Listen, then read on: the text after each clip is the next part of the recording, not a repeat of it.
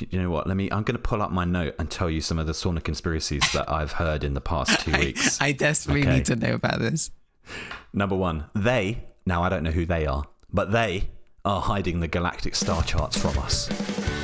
They are. The galactic star charts. Yeah.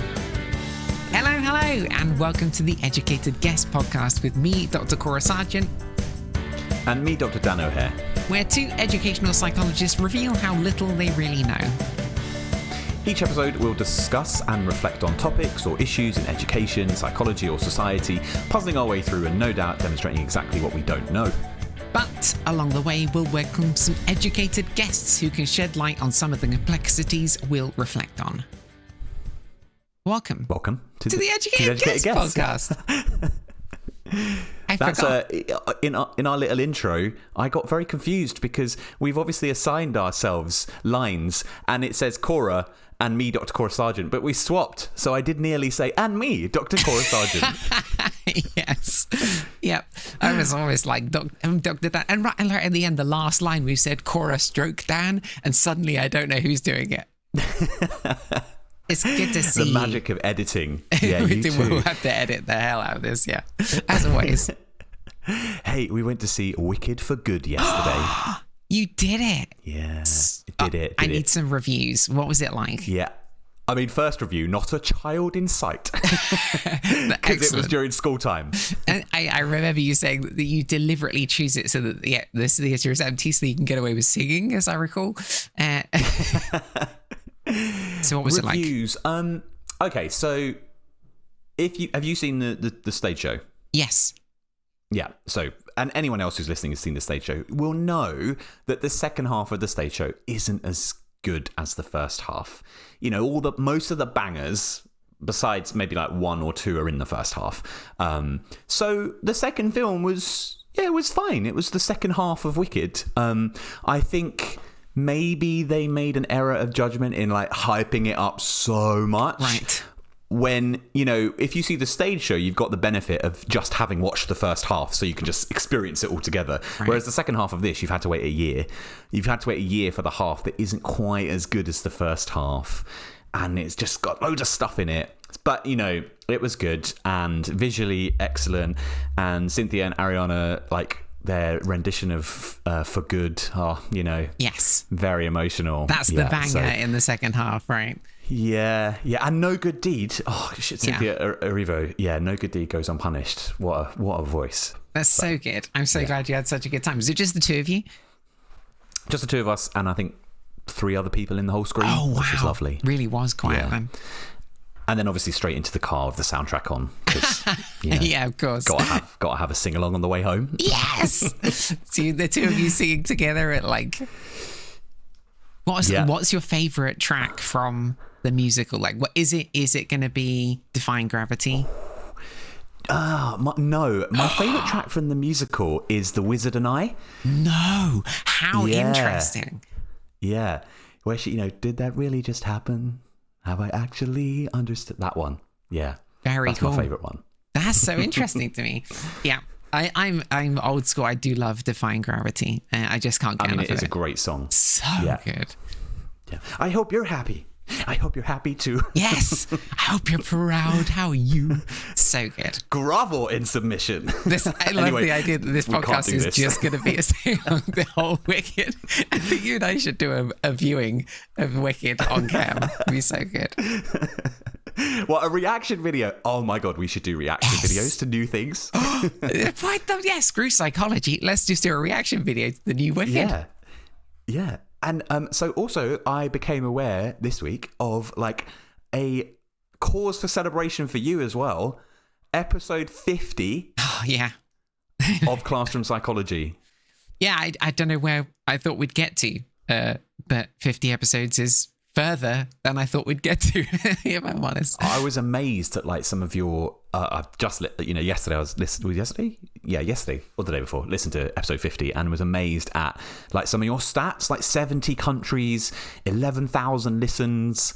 Amazing. Like, what an impact. And I feel like lots of people have just been on that journey. I know you call them like your ride and dies from episode 1. Ride and dies, so wow, some of the comments I've seen recently, as you said, because of 50th episode, it's just had like such a profound and moving, I think, effect and connection with people who either didn't really know about that area and the experiences of trans and gender diverse people, or people who are actually, who know family members or friends who are kind of in this mix. And yeah, it's clear that it's had such an effect on people. So wow, that's very generous. I just say I like the idea that just somebody more than my mum is listening, which is I actually don't know if my mum is still listening even. So it's very sweet. We should definitely do the like, what do you want us to talk about to our audience? Like, we're kind of getting into the rhythm. What we're recording? This is recording episode 6. So yeah, now maybe we can be like, amongst the guests, we can kind of, what do you want to hear us, I don't know, rant about, chat about, reflect on, guess. Is it anti-capitalism? Because that's what's going to happen. Spoiler, there's anti-capitalism today. We should do a educated guess bingo card where anti-capitalism would be the center square. We can 100% do that. Okay, I'm going to do that. That is going to be a little marketing task for me in the next 2 weeks, to do like a educated guest bingo card. I love that. Cora loses it laughing has got to be one of them. Yeah. Seasonal chat from Dan. Dan loves the season. Whatever the season is, Dan's having a good time. Yeah. Something about musicals, or yes. There's got to be like, or some sci-fi or fantasy reference. Yes. Yeah, absolutely. What else? Yeah, we can do this. We can do this. Absolutely do this. And then we can make it a task for ourselves to try and get every single reference into one episode. Yeah. So and see if anybody gets bingo. Nobody else does it. It's just us playing bingo on our own podcast. Yeah. Exactly. I love it.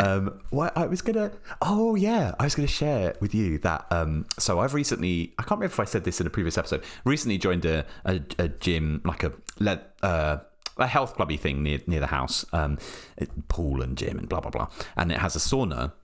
And I have recently started a note on my phone called Sauna Conspiracies, because of the range of wild things I'm hearing sat in the sauna. And saunas, like the kind of stereotype is like CEOs, chief executive people. That's the same kind of person. I don't know who leads business, but those people like take off their suits and go sit in the corner of the sauna. And so maybe these conspiracies are from the people who would know. Maybe, but they are wild. They are absolutely wild. You know what? I'm going to pull up my note and tell you some of the sauna conspiracies that I've heard in the past 2 weeks. I desperately need to know about this. Number 1, now I don't know who they are, but they are hiding the galactic star charts from us. They are. The galactic star charts. Yeah. I mean, as soon as he said that in the sauna, I was just thinking of Flight of the Navigator. Yeah. Navigator. Like when I was young, the Navigator. He puts all the star charts in his head. There was a super advanced civilization here before us, and I just kind of sat there and thought, obviously, how do they think the pyramids were built? I'm being sarcastic. Totally. Wow. Another one was the Spanish Inquisition was silencing Einstein. The timelines kind of confused me on that one. I thought it was just me, but I read a recent opinion. The Guardian has like the opinion section, and within the first paragraph, one of the columnists very recently, within the last week or so, talked about sauna conspiracies. No way. Oh my God, it's not just me. It's an so actual apparently thing? This is a thing. Yeah. Is it the steam? Like the steam gets up and people can't really see each other, and then somebody comes out of the smoke and it's like, have you heard? Serious B? You're confusing a sauna with a steam room. Oh, I am. Wait, what's a sauna? Wait, I literally don't know the difference. Hot and dry. There's no steam in a sauna. So it's just hot, dry. It's like the wooden, like, the stereotypical, like, Finnish or European sauna, like wooden benches that go up. You got the stones that you can pour like water over and it gets really hot. But isn't the water on the stones designed to create steam?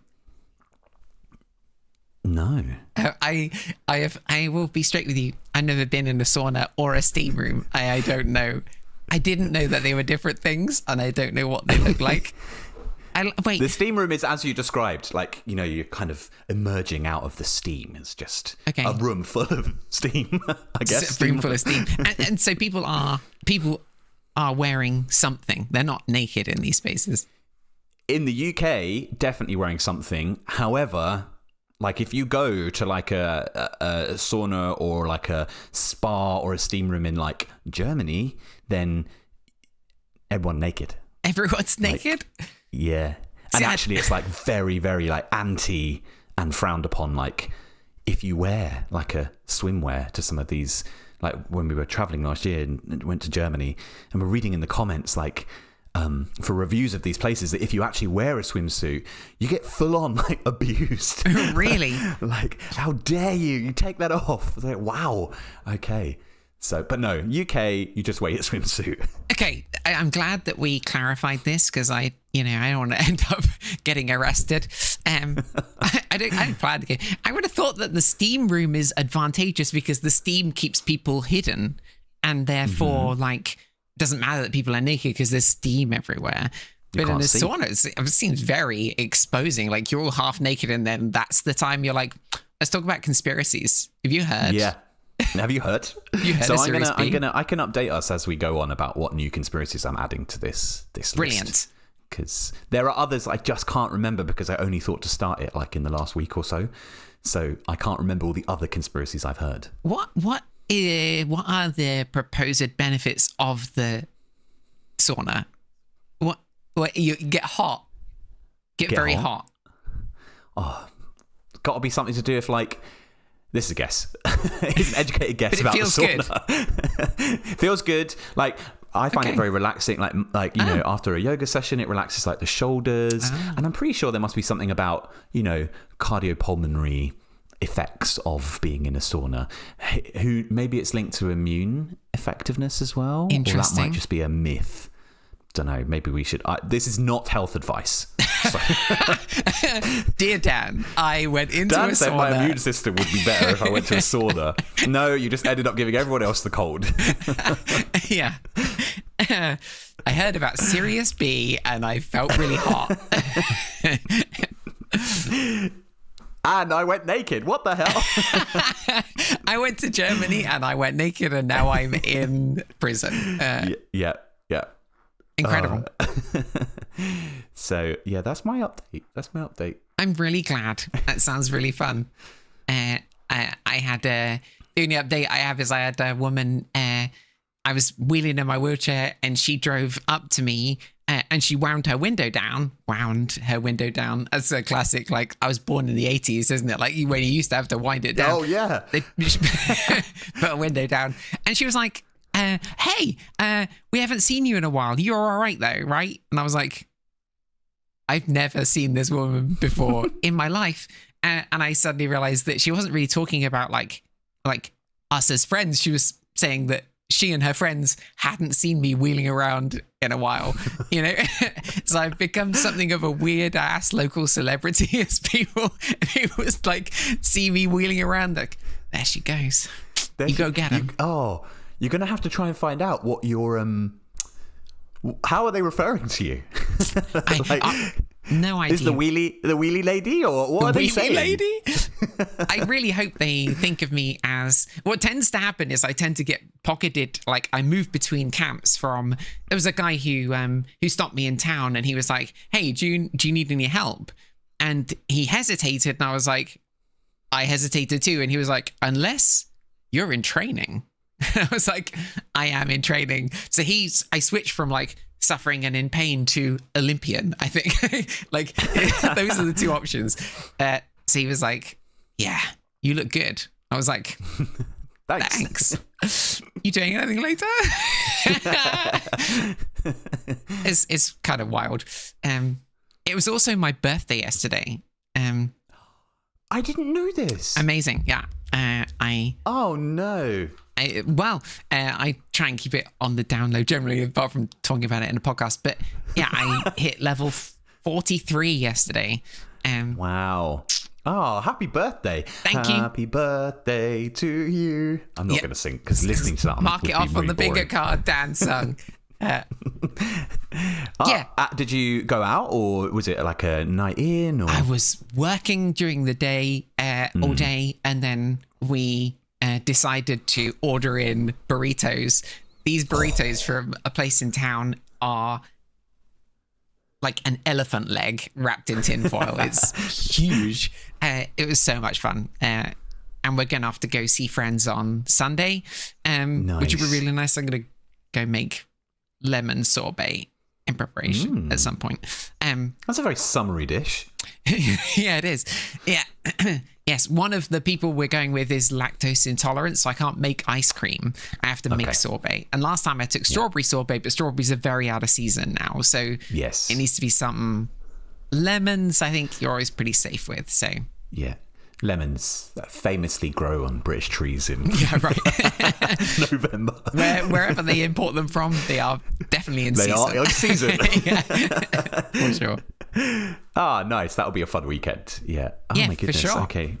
I feel equally guilty for not knowing it was your birthday, and the other half is like, well, you didn't tell me. I did not tell you. You can be outraged. Yeah, I didn't. I don't tell most people. I don't do a lot for birthdays. I will say I got more messages this year from people than I have ever done before. I think people are just being really, really sweet. So nice. Yeah, I appreciate all the messages. Yes, I am level 43. I feel like you get elite skills at level 40.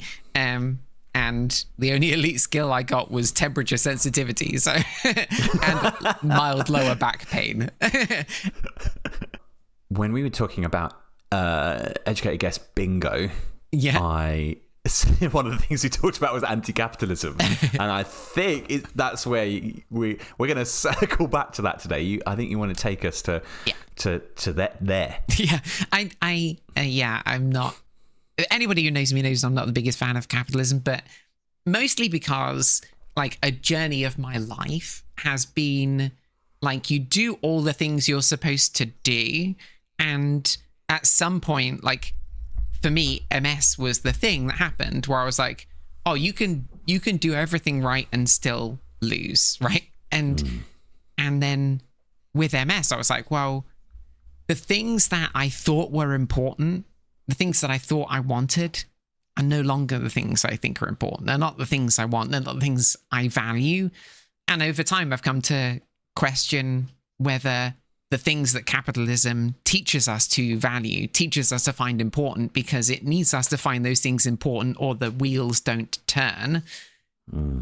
I think over time I've realized that might all be a lie. The thing that I wanted to talk about today was how that culture enters into school life for children, especially for like, actually for all children, young people, through university. There's a sort of trickle down of these are the things that we think you need to find important because they're the engines of capitalism.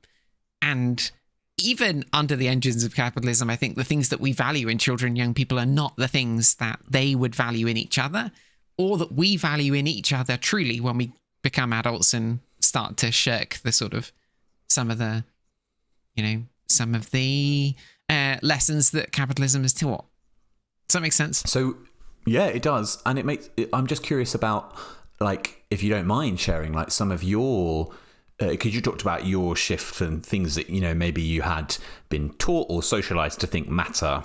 And then, massive life-changing event. And, then this kind of change happened. And what shift did you notice for the things that you thought, well, I kind of used to think that mattered, and actually now I've reorientated towards like this stuff matters? When I was first diagnosed, I was like, well, my MS nurse, the lead MS nurse, my all-time favorite, who I shall not name, but she knows who she is, and she said to me, the first question you need to ask yourself is, do I need to work? And my answer to her was, yeah. I don't come from wealth, of course I need to work. And so she was like, well, you need to take Wednesdays off. And I was like, okay, I'll take Wednesdays off. And as MS started to kind of impact me more substantially, I'm doing really good now. But for a good many years, I was really not doing very well. And my ability to do my job really well started to get impacted quite severely. And my self-esteem started to bottom out really hard because I had labored so hard on my job being the source of my self-esteem. And then over time, and when I was at the worst stages of it, the absolute worst of it, when I was in like chronic pain, because I had like quite severe nerve pain down the right side of my body, that would like most frequently come at like 3 a.m, and I'd be sat. I remember it with a kind of a fondness, weirdly, that I'd be sat on the couch watching like Rust Valley Restorers or something at 3 a.m, just waiting for the pain to subside, having taken like aspirin and paracetamol, all the stuff that I knew was not going to touch it. It's not designed for nerve pain. It's not that problem, but you take whatever you can because you feel like you have to do something. And in the worst moments, I remember thinking, maybe this is it. Maybe this is the end. You know, I can't work anymore. Maybe, and that is the case for a lot of people. And maybe this is it. I started to imagine what it would be like if I ended up in hospital with a severe infection or something, which is still a possibility. Like, who would come? And I realized that I'd spent so long focused on my career, trying to do all this kind of like what I thought was important stuff, this kind of self-focused, like, oh, go on, get the good grades and then get a doctorate and then, you know, get the career and then try and become a senior or try and become a principal, whatever it was. And I realized that I'd just not spent any time focusing on my friendships and on being a connected, full rounded person in the world. Where does this start? Like, you talked about schooling and, you know, I guess there's lots of societal references in there as well.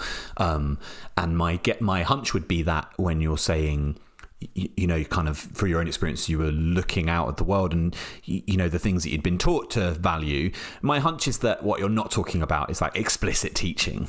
You know, it might be the stuff that, the implicit stuff that we just pick up, the hidden curriculum in school. Yeah, what's your thoughts about where this does start for us, for people, for children? I think it starts right from the beginning of schooling. And I think it can be revealed in the dissonance between if you ask a parent what they want for their child and you ask a teacher what they want for this child, what they think is important. Like, teachers have been taught, understandably, by a system that, you know, competes them against each other, right? Like, capitalism is for no good reason is very central in education. I don't really understand why we have Ofsted and league tables as a way to kind of say, well, your teaching as an individual is your own responsibility as an individual. Are you resilient? Are you good, well planned? Is your classroom good? Are you doing a good job individually? Education should not be an individual pursuit. I don't know why it is. And league tables pitch schools against each other competitively, saying which school is better than the other school, which makes no sense because education surely should be a communal effort. But it isn't. And when you ask teachers as a consequence, quite frequently, their first thought is, I want this child I want them to make age-related expectations in maths and English, or I want them to read all 100 high-frequency words, or I want them to get past phase 2 phonics. And when you ask parents, and when you kind of drill down with teachers, like, I think teachers are not different to parents in their value system. I think it's just that parents haven't been embedded in the education system in the same way. And parents will say, I just want him, her, them to be happy.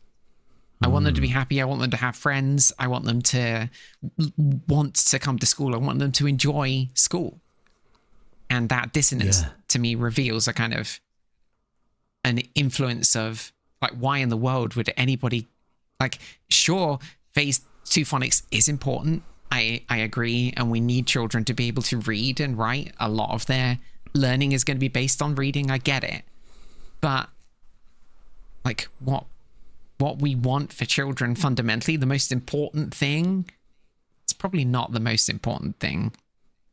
And you see, like, as you're talking, it makes me think about, so before I was an EP, I used to work, I guess, like, you know, that phrase, in industry. I used to work for a big like audio tech company in kind of marketing and training, and loads of the artifacts of that world are so present in education as well. Now, yes, it was a great audio tech company. It was all about, you know, bringing music to people. But at the end of the day, it was a business with an aim to make a profit, ship units, sell to households, all that sort of stuff. And as you're talking, it makes me think about how lots of the terminology and language and bits and pieces of that industry business world, which is, you know, consumerist and profit driven and shareholder, you know, driven, are in schools. I think you've got, like, you know, how many schools now talk about their data dashboards and, you know, their metrics and value add and performance targets and, you know, like quality assurance. Lots of it feels like it has like lots of that commodified kind of business driven vibe about it. And I guess then that starts to make me think, God, what effect does that have on the people in the system? Yeah, good point.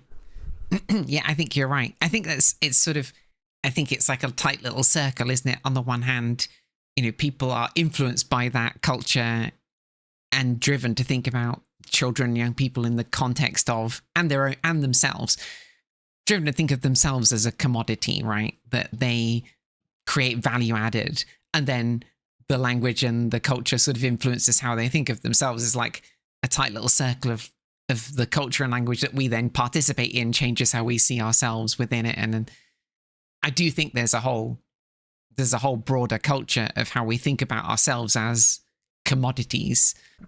Okay, so if some of these things are there from like the earliest stages, like even early years education, which I think they are, I think, you know, going around the place as an EP and as someone who's worked in education, well, I had my first education job when I was just before I was 16. So that's like a long time to be in that sphere. And going around, I guess you do see, like, even in early years, the whole setup is kind of maybe competition focused. This is why you should choose us. We're ranked as outstanding. We're good. You know, it becomes this kind of marketplace of different provisions. And I think that's the same probably in schools as well, and certainly feels like it's the same in higher education. So what are the things that what is that approach getting in the way of, I guess? That's a really good question. For sure. I think the answer is collaboration. I wanted to ask you a question. I realized that I started talking and then I just kind of stopped and I didn't ask you a question. But there was a question I did want to ask, which is, I think it's for listeners as well, and I think it's for me too, if we were to think about the people in our lives, even including in the workplace, our colleagues, if we were to think about what we value about them, what would those things be? What do you value in a person you work with? Yeah, I value, like, critical listening. Like, you know, listening to, not to pick apart or, you know, critique, but to kind of understand the underpinning assumptions and ideas that can advance my thinking more. So I value the time that takes as well. I value, like, humor. I can't take yourself too seriously. Like, you've got to be willing to be like, oh, should we just go get a tea? Like, you know, that kind of yes. that kind of emotional responsiveness of knowing, like, look, we've both been chatting for 10 minutes, we're not getting any work done, should we just go downstairs, you know, if I'm in the office. Yeah, so critical listening, time, humor, availability. I guess I also value like creativity. bouncing ideas off and the idea becoming better in that way. And I guess underpinning that is some stuff like emotional awareness and emotional responsiveness, because you've got to judge when your creative idea hasn't landed quite as well as it could have. Yes. So, yeah. And then I'm immediately thinking, like, I don't value how well you can fill in the workload allocation sheet. Yeah, absolutely. I don't value like necessarily like how many words per minute you can write. Yes. I don't value any of that stuff. I guess it's all the what might be called like all the soft stuff, the soft skills and the people focused stuff. But that's what makes it good. Yeah, totally. I agree. And then we need to ask the question, what is the education system value in a child or young person, right? What are the things that, including educational psychology, when we're involved, what are the things that we end up focusing on, because it's what the education system is so focused on. It's all about like, how well can they read? How well can they pay attention over a long period of time? You know, how well can they listen? Or like how many, I don't know, maybe this is somewhat bitty, controversial to say, but like in the current circumstance, even like how many days can they actually be in the school building, regardless of whether it's, detrimentally affecting their health and well-being, physical health and well-being, but actually, or the quality of their education or the things that they're achieving, the life outcomes, but it's actually, presenteeism to the extreme. Yes. And I think, there's so much literature from the business world about the negative effects of presenteeism on the person who's present and on the team around them, because they know that, why are you here? You're clearly shouldn't be here. But, the metric, didn't the government recently be like, we've increased school attendance by 1.5 million days. And I go, well, how many days is the right amount? I don't, I'm not really, are we aiming for something? Have we shot past the target we're aiming for? Almost as if like the numerical value is like, yes, we've done it. Well, why not 1.2 million or why not 6.3 million days? Yes. I don't, that's the metric. And even my use of the word metric makes me cringe, because it's like, yeah. You can't metricize creativity and emotional awareness, and I mean maybe people think you can through like very psychometrics, but yeah, that's those sorts of metrics seem to be what's valued. Right, it's wild that the what we value compared to what we actually value is so dissonant, and it changes, I think, how we think of things like intelligence. We talk about like the neoliberal views of well-being. When a child or young person or any of us start to feel anxious, we tend to pathologize ourselves because we tend to individualize the problem, right? When you can't do something, when you can't attend, when you can't focus, when you feel upset, unwell, we tend to be like, oh, there's something wrong with you as an individual, rather than there's something wrong with the system in which you thrive. We talked a bit about how to be resilient in a deeply capitalist system requires this kind of sacrifice that might not be particularly healthy. What does it mean to be resilient in this system? But I think it also shapes how we think about things like intelligence, because we have like, what was it? Charles Spearman, who talked about identified G as a sort of, that Spearman, the correlations guy, talking about the idea that there is this central generalized intelligence factor within the individual that makes them good at multiple different things. And it's like one of the most robust findings in all of psychology in like 100 years of research, from Binet all the way to the Cattell-Horn-Carroll theory. So, but I wanted to focus on, because that's very easy to do. And I think we often think about intelligence as a within-person factor, right? We say, somebody is more or less intelligent than other people.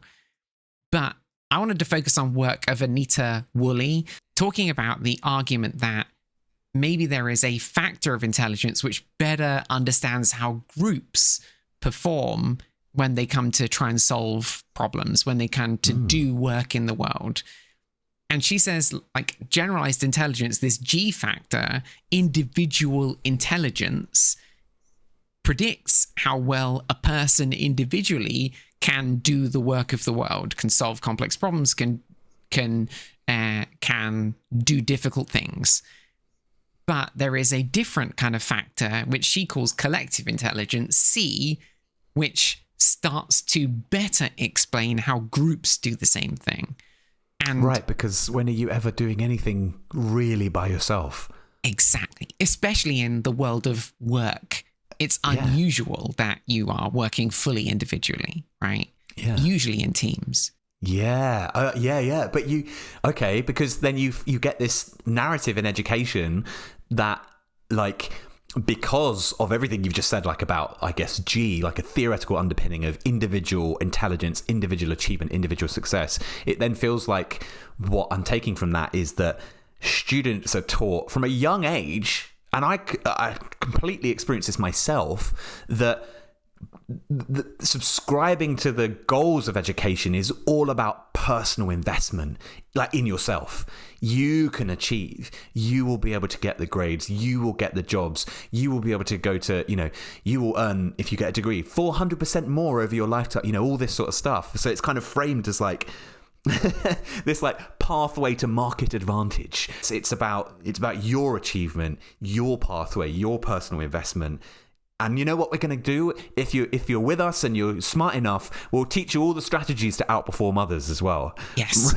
Rather than, we'll teach you the strategies for you to use to identify the relative strengths and weaknesses of all those you'll work with and complement, this idea of complementarity, that, what, your relative weakness might be something like numerical reasoning. I've got you. But I really want you to be visually creative with me. That feels like that's the contradiction.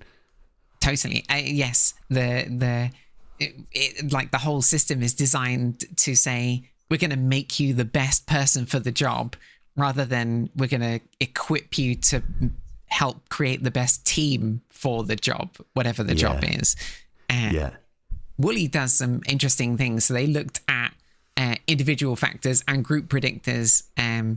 They basically brought together a bunch of people and asked them to do a bunch of different tasks, either individually or collectively in groups. And they just started to ask, what does G, this kind of individualized intelligence factor, predict task performance, and does C predict task performance?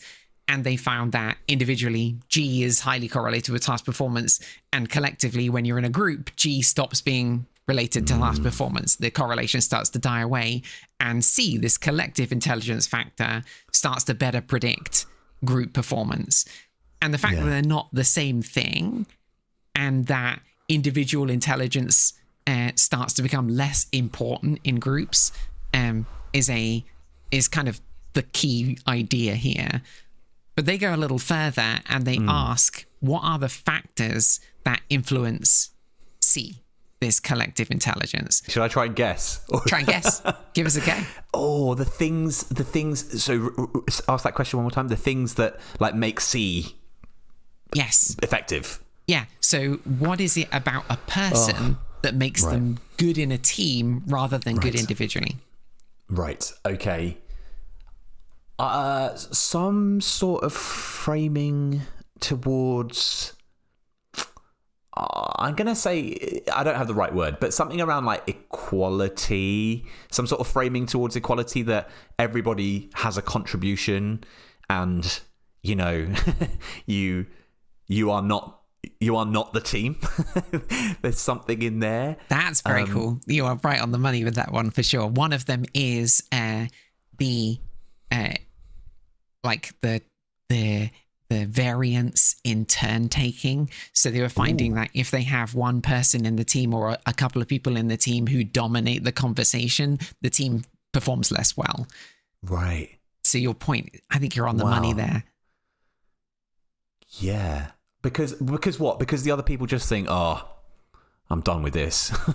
I think it's about like the group's ability to collectively and collaboratively solve the problem.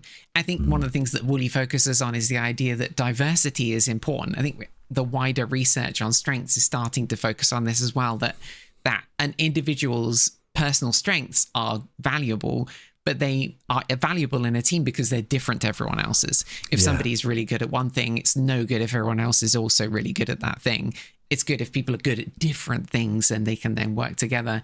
But the ability to collaborate on those things becomes weakened if one person is like, oh, I can solve this problem individually, or I'm going to keep talking into the space so other people can't collaborate. And I guess there might be varying, maybe am I articulating my own position? There might be varying like psychological dynamics in there. I guess if somebody is like dominating, it might be the case that other group members kind of think, no, do you know what? No, I'm not going to let you do that. I'm going to scupper your... Maybe I'm just reflecting what I would do, like act like a total child. But that would like contribute to like overall worse performance for the group. You would sabotage the group because one of your group members is too dominant. Yeah, absolutely serve them right, for sure. They also found that things like social sensitivity of group members, the ability to kind of to understand each other. They used the reading the mind in the eyes test. So looking at somebody and trying to understand what's going on in their mind through their facial expression, not something everybody finds easy. But that was related to this kind of ability to liaise and work with each other and do better on tasks. Mm-hmm. They also found, sorry, go on. Like the distribution, it kind of equal distribution of like contribution, the sensitivity, and I interrupted you because you're going to say the third one. The third one was women. Oh, okay. Having women in the group. And they said that the reason isn't because women are better at this, but rather that because women are taught to be more socially sensitive. 100%. So they found the effect was almost entirely mediated by social sensitivity, because women are taught to be socially sensitive in the world, and therefore so their presence in the group mitigates, I guess, perhaps the relative weakness of guys who are socialized not to be as socially sensitive and necessarily emotionally aware. And they found things like group cohesion, motivation, and satisfaction didn't predict C, which is also quite group interesting. cohesion didn't. No, group cohesion didn't. Motivation within the group, satisfaction did not predict.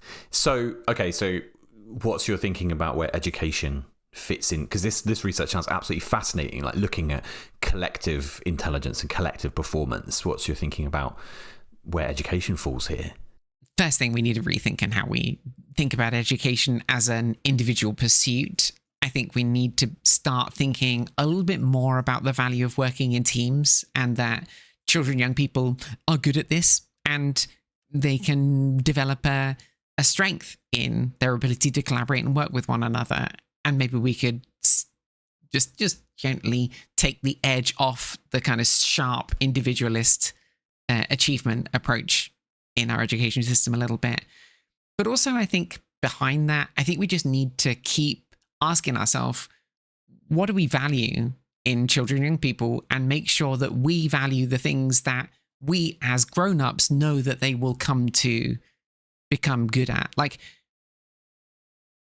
aside from a group's ability to be successful in work, our ability to be friends to one another, to be connected in the world, to be like thoughtful of each other, to be to know that we have a need for belonging and to know how to meet it, to be emotionally vulnerable. Like, there are a bunch of soft skills that children, they get a little bit of in their kind of, with their ELSA, or they get a little bit of in their kind of PSHE curriculum, but maybe we could actually focus on this a little more.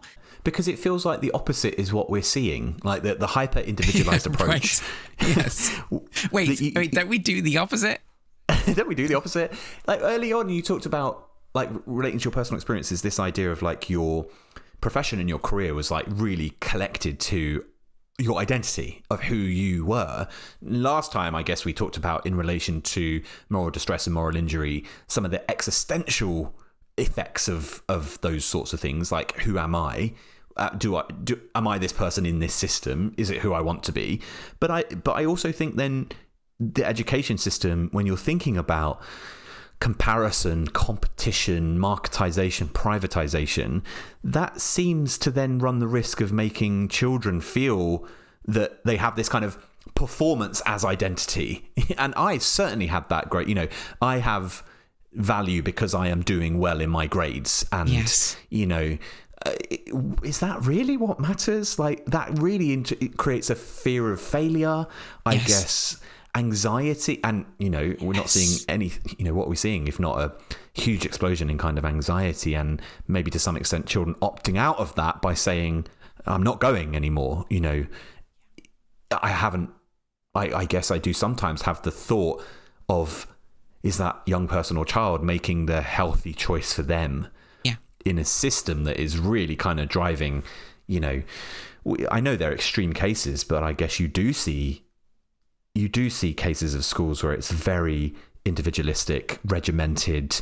There's limited student autonomy and limited teacher autonomy as well, even to the extent where lessons are scripted in some instances. And that feels like treating learning and teacher time and student outcomes as kind of like business outputs. If we can standardize and codify, then we can track and have metrics and know that we've done well.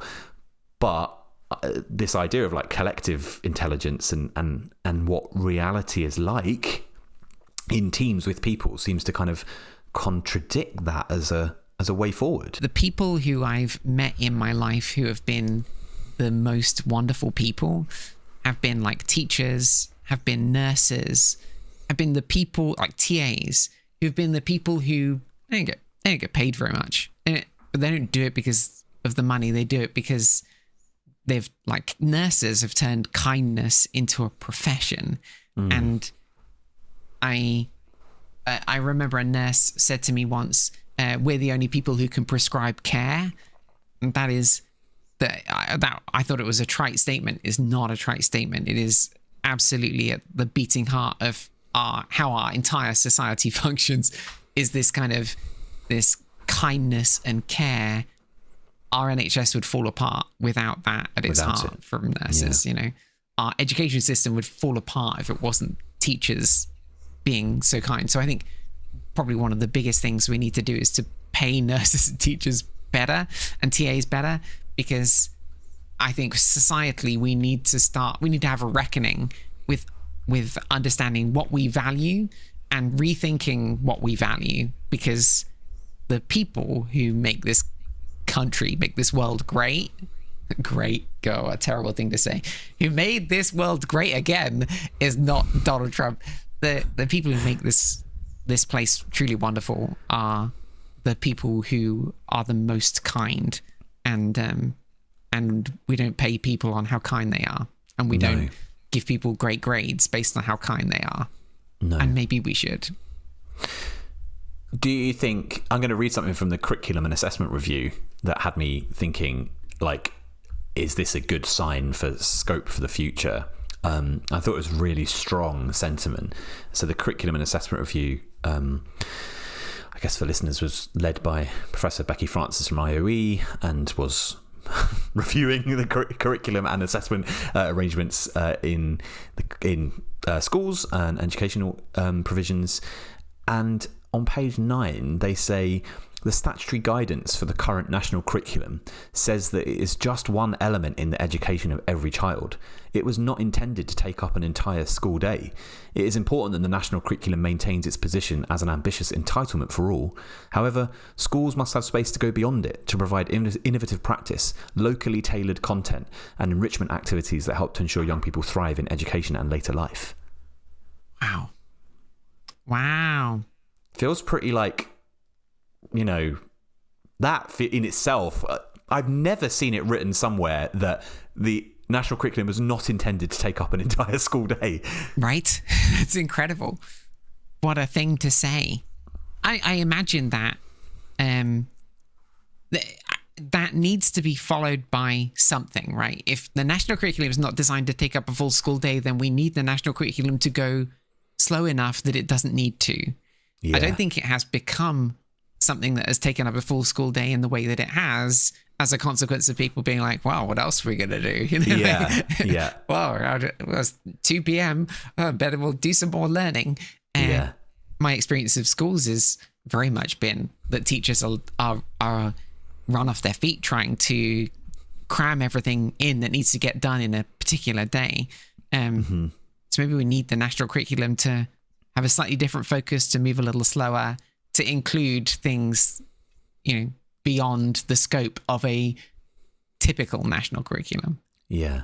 And I think I haven't delved into it in great depth. I think the curriculum and assessment review does talk about the curriculum being too packed and there's too much stuff in too short a time.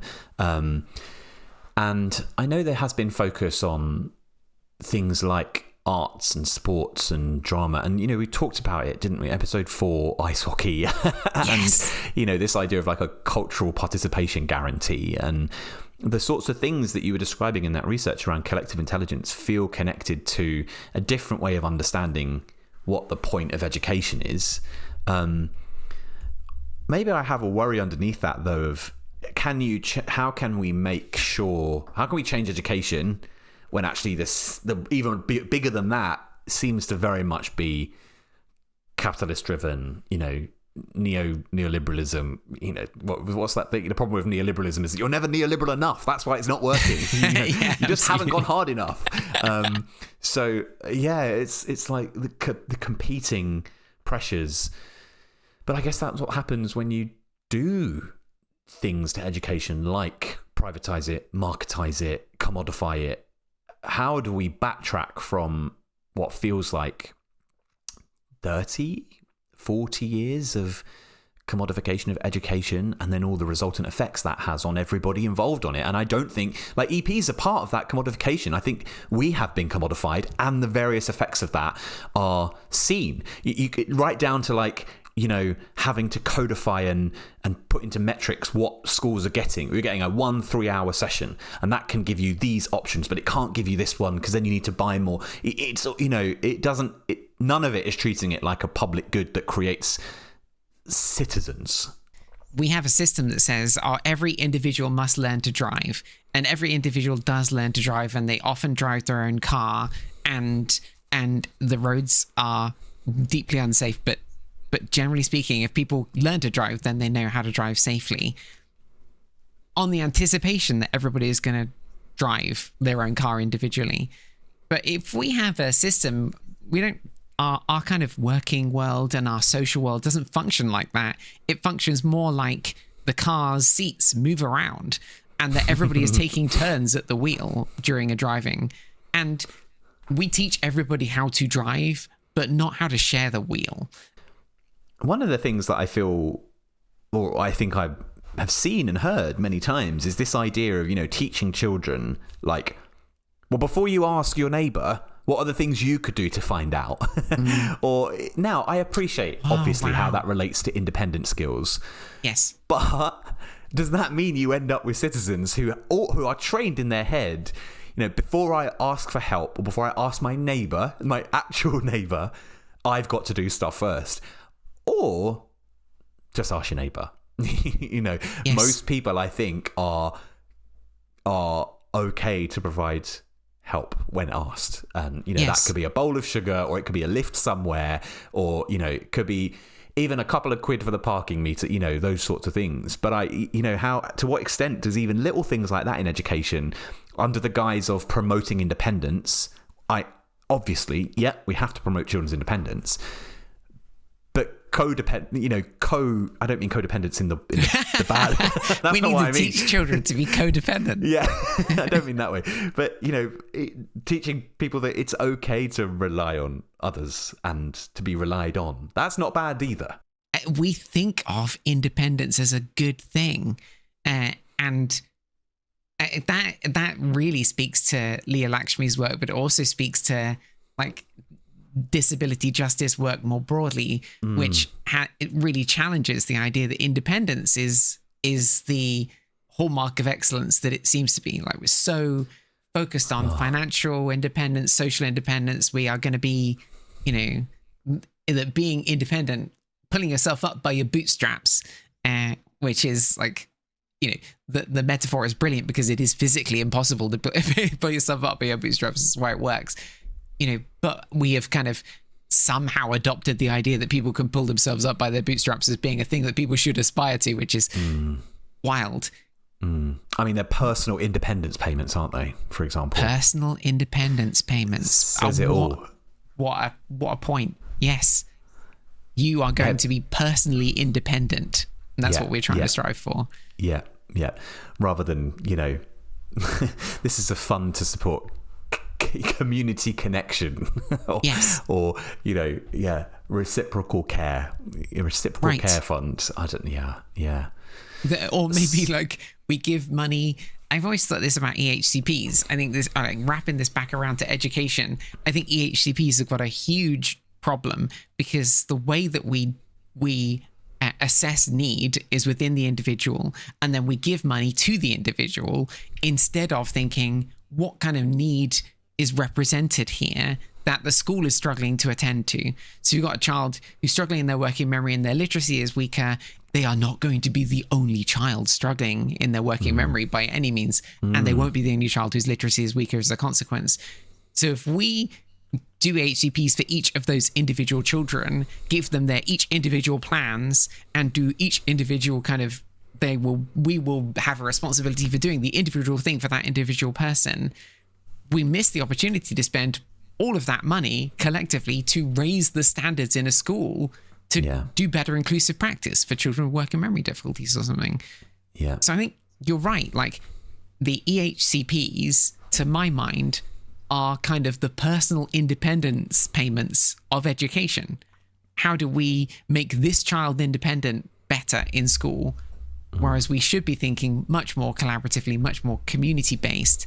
How do we use this money to better support and include the disabled community in our society and in our schools?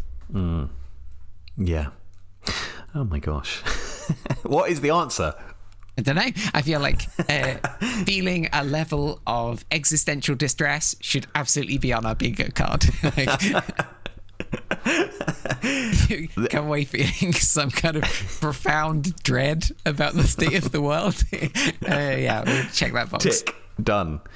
Maybe there are some small steps that we can take that would, I think knowing this is half the battle. Yeah. Because I think you're right. Indoctrination is the right word, because without scrutiny, like getting back to where we started, it took me until I was 40 nearly before I started to be like, oh, wait, like everything I thought was true about how valuable as a person I am and where my value lies might actually not be true at all. And that, there's a bunch of things that I need to be good at to be a good person, to be a good friend, that I am bad at, that I need to now learn. Yeah. I think knowing that is kind of half the battle, in that now now we can notice in the child that we're working with the things that make them good at community living. I went to go and see a child in primary school. He was like year 1, I think, and he had lots of challenges that he experienced in school. When I go see him on the carpet, I remember that he was sat on the carpet and I was kind of looking for a place to sit. I was just going to kind of park my ass on the carpet. But I hesitated, and he got up off the carpet, went off, and I could see the teacher noticed, almost wanted to intervene. He went and grabbed a chair and came over and gave me a chair and sat back down. And I was like, it would be so easy to overlook that. Yeah. But who cares? Obviously it's important how good he is at literacy and numeracy and, whether he's thriving in his educational career. But that thing that he did was so thoughtful, so kind. We can take a moment together, like the people around, and be like, this kid's son.